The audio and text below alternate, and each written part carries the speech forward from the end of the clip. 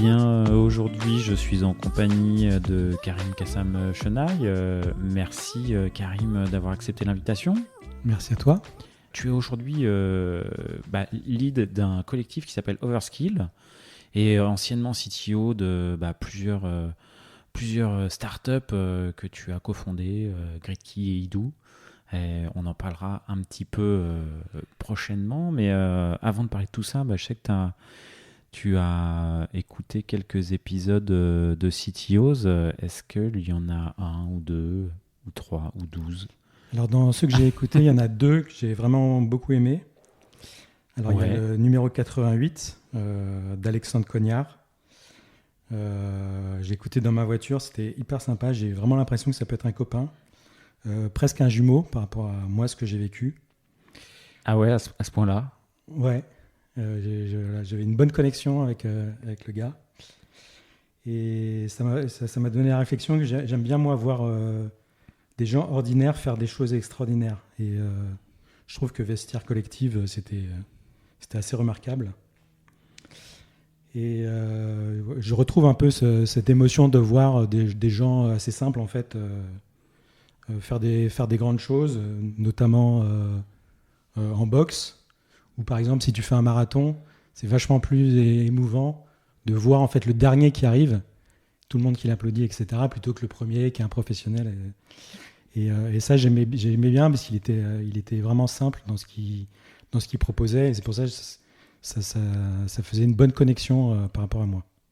Je rebondis sur quelque chose. Ouais, tu regardes les marathons jusqu'au bout? Non, je regarde juste les derniers. C'est trop marrant. C'est tous ceux qui sont mal fichus.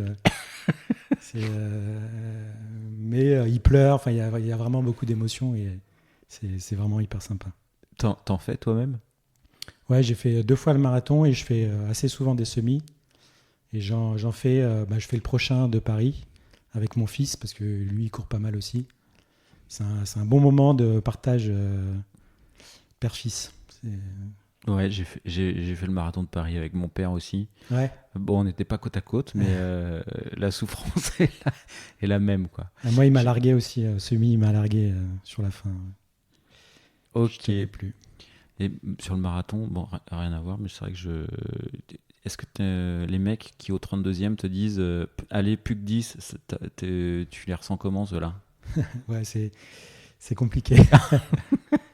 Mais bon, le marathon, ça commence au 30e kilomètre. Ça commence par là, ouais, exactement. Ok.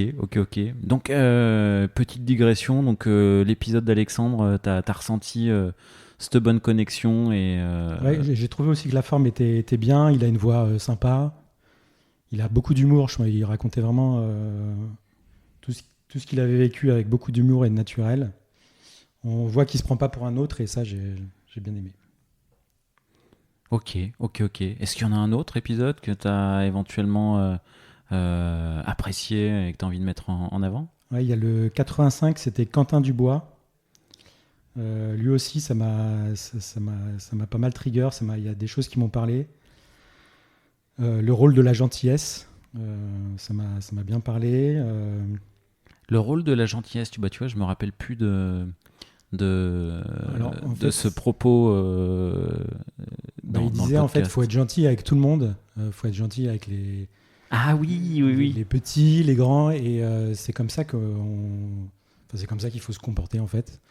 Et en plus, l'avantage, c'est que ça permet d'ouvrir certaines portes qui se ferment sinon. Mais il avait pris l'exemple des assistants, en fait, qui ont les clés, assistants-assistantes, qui ont les clés en fait de beaucoup de dossiers. Et en étant gentil et en étant juste normal. Avec un peu de savoir-être, effectivement. Voilà, ça permet d'ouvrir des portes. C'était un épisode qui était assez rare, où Quentin avait pas mal expliqué qui avait été assez clair et assez franc sur la politique en entreprise, quelque chose qui peut être un peu tabou parfois. Et je pense qu'il y avait un assez franc parler sur ce sujet-là dans l'épisode. Ouais, il a vu des grosses boîtes et des petites boîtes. Il préfère les petites, donc ça m'a fait plaisir. Il était assez critique sur les crypto-monnaies, donc ça aussi, ça t'a parlé aussi. Et, et puis Startup Studio, du coup, je l'ai contacté en fait pour le Startup Studio. Ah, d'accord, Ouais. ok. Suite à ça, je connaissais pas du tout. En plus, c'est tout près de chez moi, c'est dans le 2e. Donc, je l'ai contacté et on se parle demain pour creuser un peu ce qu'on peut faire. Ah, trop plaisir. Du coup, effectivement, donc, c'est peut-être l'occasion de parler du Startup Studio dans lequel il est. S'il y a d'autres auditeurs à qui ça donne envie de le contacter. Son taf, en fait, c'est créer 2, 3, 4 boîtes par an. Créer des mariages entre des CTO et des CEO. Exactement. C'est vachement bien. Et, super idée. Et écoute, je te souhaite que cet échange demain fasse partie du champ de tes possibles à l'avenir, quoi. Et moi aussi. Ce qu'il disait aussi, qui me plaisait bien et que je retrouve aussi dans la pratique du sport, c'est on est nul et on apprend constamment des nouvelles choses. ça, j'adore. C'est être toujours humble et apprendre toujours. Et le fait que le CTO doit être hands-on aussi, ça me parle beaucoup. Et savoir s'auto-virer, c'est ce que j'ai fait. C'est ce que j'ai fait chez Gridkey. Alors toi, tu l'as fait au sens propre. Au sens propre, parce que du coup, dans certains podcasts, la notion de s'auto-virer, c'est dans certains podcasts que j'ai eu, notamment avec Antoine Guénard sur Batch, quand il dit tiens, tous les 6 mois je m'auto-vire, c'est pour passer de CTPO à juste je prends le produit, je lâche le rôle de CTO. Ouais, toi tu t'es auto-viré au sens propre. Moi je l'ai vraiment fait avec l'aide de mes associés, mais j'ai vraiment fait. En fait, c'est Gridkey, donc c'est 4 ans, 2019-2023. Et c'est de l'immobilier, donc c'est une plateforme pour les conseillers en gestion de patrimoine.